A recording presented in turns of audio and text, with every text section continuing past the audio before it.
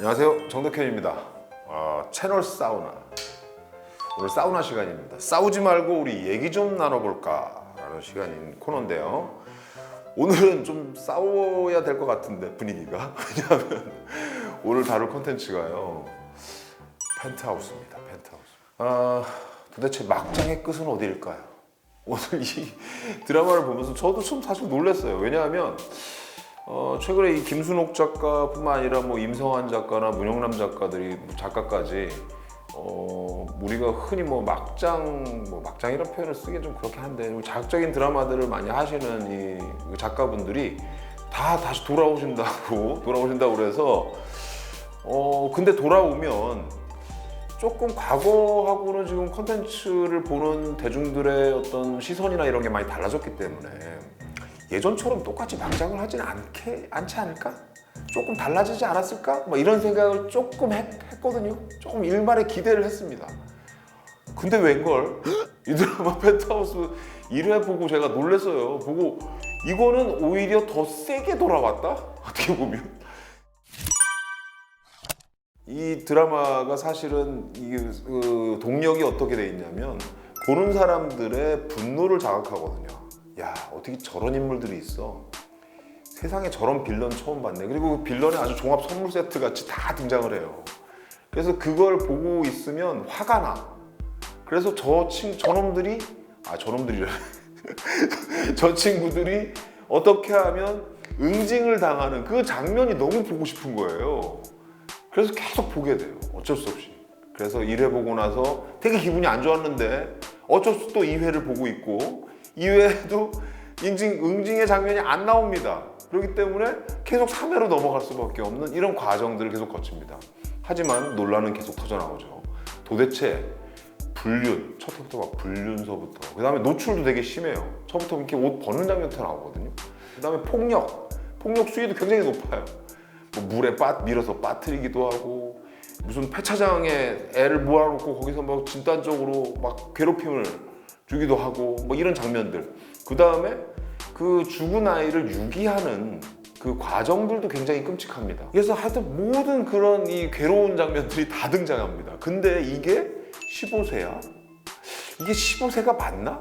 왜냐면 이게 이 정도 수위를 다룬다면 사실은 19세도 사실은 굉장히 세다고 볼 수 있는 건데 이 얘기가 나왔어요, 실제로. 그래가지고 이게 너무 심하다. 그래서 실제로 최근에 들어와서는 한 몇 편, 전체가 15세가 아닙니다. 그거 한 특정 회차만 19세로 이렇게 19금으로 만들어서 방영이 됐어요. 근데 뭐 그것도 내가 보기에는 눈 가리고 아웅입니다. 그 정도로 19금 해서는 이게 말이 안 돼요. 전체 19금을 하던가.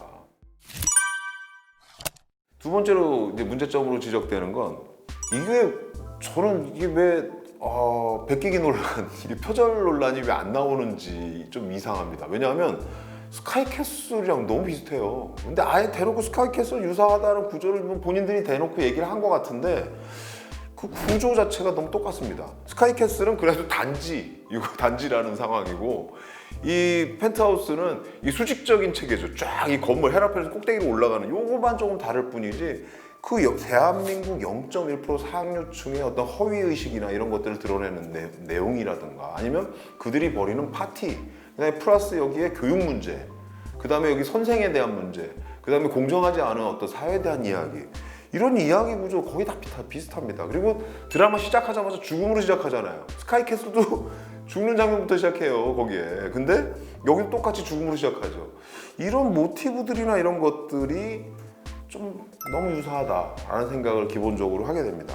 다만 좀 다르게 느껴지는 건 뭐냐면 굉장히 과하다는 거예요. 굉장히 과해요. 드라마가 과장돼 있어. 모든 리액션들이 다 과장돼 있어. 드라마가 계속 싸워. 데시벨을 제가 재보지는 않았는데 아마 이거 데시벨을 재보면 기존 드라마보다 데시벨이 한 두세 배는 높을 거예요, 전반적으로. 게다가 아까 말씀드린 것처럼 정말 인물들이 너무 많이 죽어나갑니다. 이게 지금까지 몇 명 죽었는지 3명인가 죽었어요, 지금 현재. 그리고 한 명은 죽이려고 했는데 살려냈죠. 이게 나중에 반전으로 쓰려고. 그래서 이게 그 죽어나가는 이야기들을 너무 자연스럽게 당연하다는 듯이 많이 쓰고 있는 거는 사실은 이게 생명에 대한 부분들, 이게 나중에 보다 보면 약간 게임같이 느껴지거든요. 그럼 막 죽여도 돼. 라는 생각이 들어. 둔감해져요. 사람이 죽는 거에 대해서.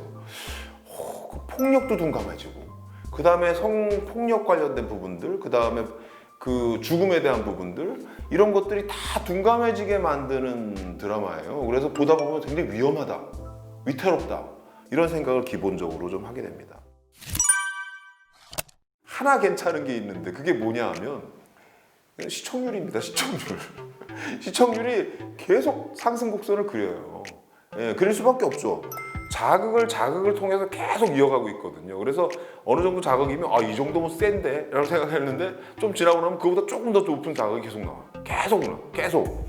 그러면서 사람들은 보면서 얘기하죠. 저 자극의 끝에 저런 나쁜 짓을 한 빌런들이 응징당하는 것들을 봐야겠다라는 것들을 끝까지 봐가면서 보게 되죠. 이 막장의 끝은 결국 뭐다? 파국이다. 그 파국을 향해 달려가는 거예요.